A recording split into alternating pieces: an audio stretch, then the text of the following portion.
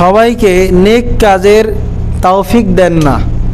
এটা হাদিসের মধ্যে আল্লাহর রাসূল সাল্লাল্লাহু আলাইহি ওয়াসাল্লাম বলেন যে আল্লাহ তাআলা যার মঙ্গল কামনা করেন একমাত্র আল্লাহ তাআলা তাকে দ্বীনের বুঝ দান করেন এবং নেকের কাজ করার তৌফিক দান করেন। তো এর দ্বারা বোঝা যায় আল্লাহ পাক রব্বুল আলামিন আমাদের মঙ্গল কামনা করছেন বিদায় আমাদেরকে এখানে আসতে দিয়েছেন। সম্মানিত প্রিয় ভাইরা, এজন্য আল্লাহ তাআলার শুকর আমাদের আদায় করা উচিত। আমরা যদি আল্লাহ তাআলার শুকর আদায় করি, আল্লাহ তাআলা বলেন যে আল্লাহ তাআলা তাহলে আমাদের নিয়ামত আরও বাড়িয়ে দিবেন। আর যদি আমরা শুকর আদায় না করি তাহলে আল্লাহ তাআলা আমাদের নিয়ামত আর ছিনিয়ে নেবেন, বরং আমাদের নিয়ামত আর বাড়িয়ে দিবেন না। এজন্য আমরা শুকর আদায় করব। আল্লাহ যেন আমাদেরকে আরও বেশি বেশি নেকের কাজে যোগ হওয়ার তৌফিক দান করেন, আমরা বলি আমিন। সম্মানিত প্রিয় ভাইরা, এই যে আমরা পৃথিবীতে আসলাম, আমাদেরকে পাঠিয়েছেন কে? আরো জোরে বলেন। আমাদেরকে আল্লাহ তাআলা পাঠিয়েছেন। এবং আমাদের যে রিজিকের ব্যবস্থাটা হয়, এই রিজিকের ব্যবস্থাও করেন কে? আল্লাহ তাআলা। তো এই যে আমরা জমিনে বিচারণ করি, এই জমিনটাও কার বলেন তো দেখি? আল্লাহর। এবং খুঁটিবিহীন ঝুলন্ত যে আসমান, এই আসমানটা কার? এই আসমানটাও আল্লাহ। এই জন্য সব যেহেতু আল্লাহর, আসমান আল্লাহর, জমিন আল্লাহর, আমরা আল্লাহর, আমাদের যেই রিজিকটা আসে সেটাও আল্লাহর, সব যেহেতু আল্লাহর, তাহলে এই পৃথিবীতে যে আইনটা চলবে সেই আইনটাও চলবে কার? আরো জোরে বলেন। আল্লাহর আইন চলবে। এই কথাটা নিয়েই আজকে আমরা কথা বলবো যে আমাদের এই পৃথিবীতে, এদেশে, আল্লাহর জমিনে আল্লাহর আইন যদি বাস্তবায়ন হয় আমাদের কি কি লাভ হবে এ বিষয়ে কথা বলবো। তো দেখেন, আল্লাহ পাক রব্বুল আলামিন এটাই বলেন যে আমার জমিন, আমার আসমান, আমার পৃথিবী সব কিছু যেহেতু আমার, সুতরাং আইনও চলবে আমার। আল্লাহ তাআলা সূরা ইউসুফের 40 নম্বর আয়াতে বলেন, ইনিল হুকমু ইল্লা লিল্লাহ আমারা আল্লা তা'বুদু ইল্লা ইয়্যাহ যালিকাদ দীনুল কাইয়্যুম ওয়ালাকিন্না আকসারান নাসি লা ইয়ালামুন।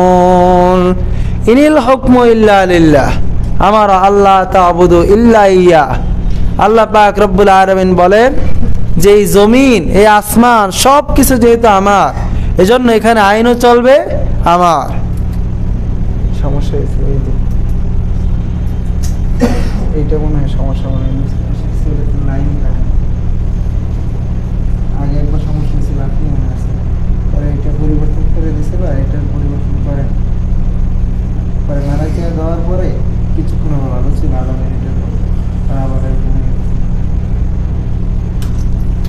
ভাই কাজ করুক, আমরা এদিকে তাকাই। তো আমরা বুঝলাম যে এই যে আমরা কথাটা বললাম যে জমিন আল্লাহর, আসমান আল্লাহর, পৃথিবী আল্লাহর, এখানে আইনও চলবে আল্লাহর। তাহলে এই কথাটা আমরা বলি নাকি আল্লাহই বলেছেন? আল্লাহই বলেছেন। কোথায় বলেছেন? সূরা ইউসুফের ভিতরে।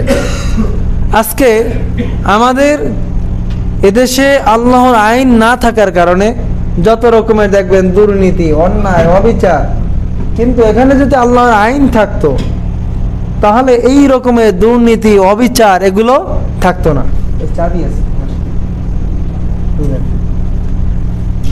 আমরা দেখেছি বিগত সময়ে যারা দুর্নীতি তো করেই না, এমনকি যাদের দ্বারা এটা কল্পনা করাও সম্ভব না যে দুর্নীতি করবে, এমন এমন ওলামায়ে কেরামদের বিরুদ্ধে দুর্নীতির মিথ্যা মামলা দিয়ে এদের হাতে হ্যান্ডকাপ লাগানো হয়েছিল। এটা কি ন্যায় বিচার নাকি অবিচার? সুস্থ বিচার নাকি নষ্ট বিচার? তো এই যে বিচার, অবিচার, নষ্ট বিচার, এটা কেন? এটা একমাত্র আমাদের দেশে আল্লাহর জমিনে, আমাদের দেশে আল্লাহর আইন নাই। এই জন্য এখানে এই অবিচারটা কেন হয়েছে? কারণ এখানে মানব রচিত আইন দিয়ে দেশ শাসন হয়, আর মানব রচিত আইন দিয়ে যেই সমাজ শাসন হয় ওই সমাজে কখনো পরিপূর্ণভাবে ন্যায় বিচার হতে পারে না। তো এই যে যত অবিচার, যত দুর্নীতি, সব কিছু একটাই কারণ যে আল্লাহর আইন নাই দেশে, মানব রচিত আইন। দেখেন এই যে আল্লাহর আইন, এটা কোথায় লেখা? কোরআনের ভিতরে। কোথায়? কোরআনের ভিতরে। এজন্য এই কোরআন দিয়ে আমাদের সমাজকে গঠন করতে হবে, কিন্তু আমরা তা চাই না। আমরা বুঝি না যে কোরআন আল্লাহ তাআলা আমাদেরকে